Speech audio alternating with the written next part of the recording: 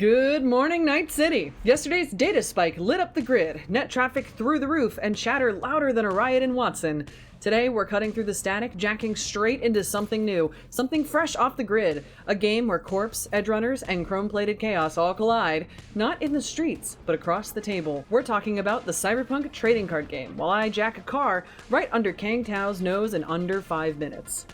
In order to play the Cyberpunk TCG, you're going to need a couple things. A set of 6 dice, and a deck of Cyberpunk TCG cards. The dice act as your gigs, and are known as gig dice. The value on the die itself represents your street cred. Street cred can affect different card abilities with how high or low your street cred is. The main goal of the game is to acquire and hold 6 gig dice. In the instance of an overtime match, you win as soon as you gain a 7th gig die. These dice will move between you and your rival, making it harder to just climb to 6 right off the bat. The table state has multiple zones you need to interact with. The fixer area is where you hold unspent gig dice. Your rival also has a gig area, and this is where their rolled dice will be. Then there's the field. Any cards you would play go here, except a card called a legend. We'll go over that in a second. The eddies area is where you acquire exactly that, eddies. In order to play cards from your hand, you need to pay for them.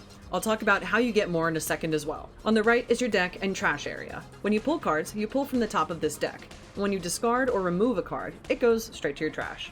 Finally, the Legends area. Each Cyberpunk TCG deck is designed with 3 distinct Legends of Night City. For example, V Corporate Exile, Jackie Wells Pour One Out For Me, and Victor Vector were all Legends in the original promotional boxes that were sent out. Legends can also be spent as eddies when paying for cards. Each card has different keywords and sections. There are 4 types of cards: Legend, Unit, Program, and Gear. Legends are like your commanders if you've played Magic the Gathering. They help build the deck around a play strategy. Units are members of your crew that you're bringing to fight your rivals' units. They can't attack the turn they're played though. Programs are instantaneous effects that only happen once, and then go to your trash, and can only be played during your play phase. Gear are exactly that, equipment items that can help your units fight. However, when a unit with a gear attached dies, the gear goes to your trash with the unit. Let's talk through a turn of play. Start by shuffling your deck and placing it in your deck area. Then shuffling your legends and placing them face down in your legend area. Then set your gig dice to your fixer area.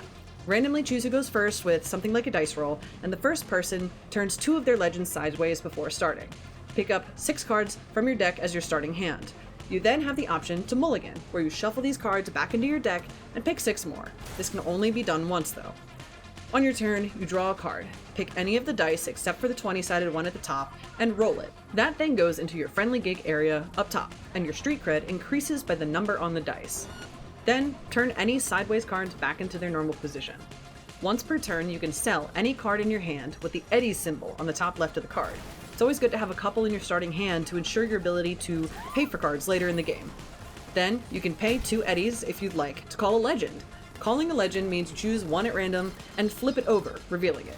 Some have passive abilities that help you throughout the game. Some have ones that help as soon as they're flipped over.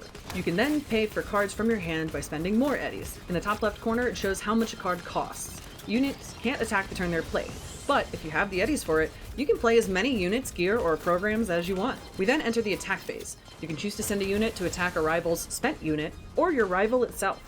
If you attack a unit, then you resolve any attacks and blocking triggers before assessing the total powers of the units. The one with the larger power wins and sends its opponent to the trash. If they have equal power, both are defeated and discarded.